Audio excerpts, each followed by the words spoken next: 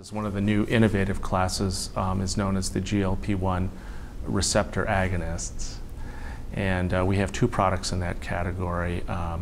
They're both based off of a molecule known as exenatide. One form is Byetta, which is given twice daily by injection. The other is known as Bydureon, which is given once weekly by injection.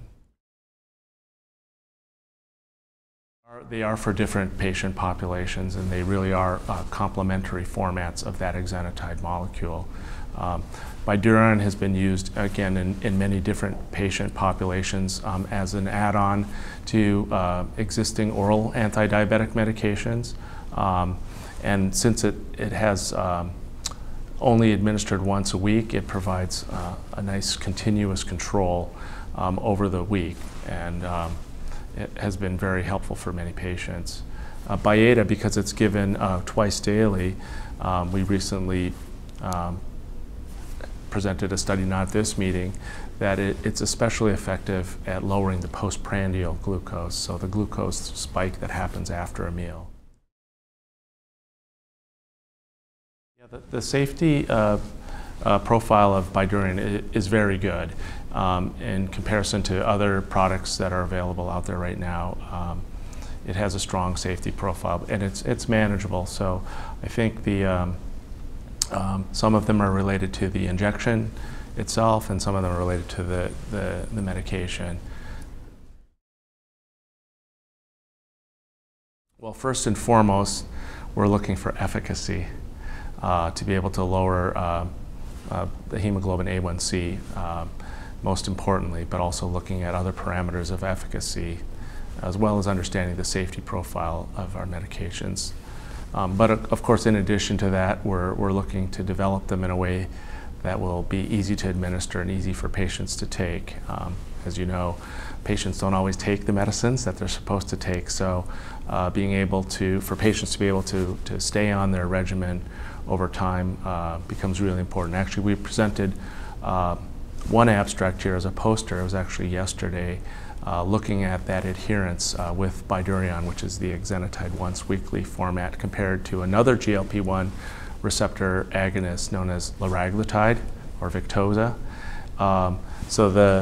As you might, maybe not surprisingly, but the patients who received the once weekly Bydureon or exenatide were able to stay on their medication at a higher rate, a significantly higher rate than the patients who were being treated once weekly.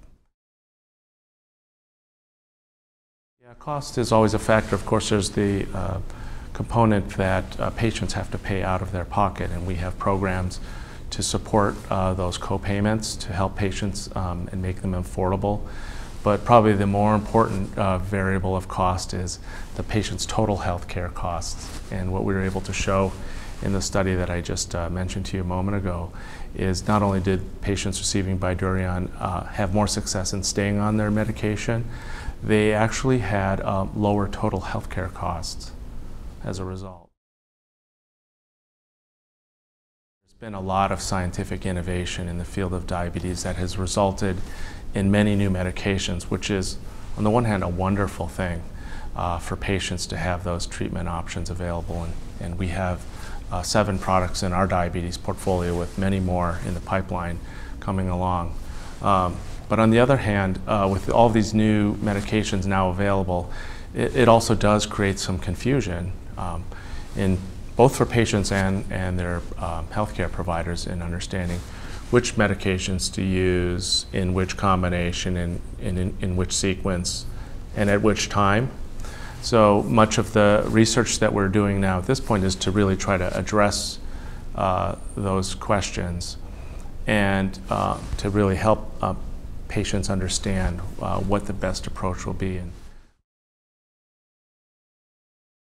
one of the most important things that we're learning is that in contrast to the past, where treatment was given in a stepwise fashion, one drug at a time, and until that drug no longer worked or the treatment failed, and then an additional drug would be added.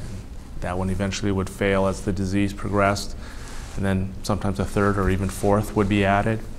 Now that we have these new options available, many of which, like the ones that I mentioned earlier don't have some of the safety concerns about hypoglycemia or weight gain, that they can be used earlier and in combination.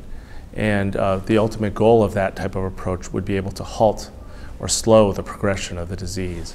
So some of the data we presented here at ADA are around that approach, and many of the studies that we have ongoing will continue to look at that question.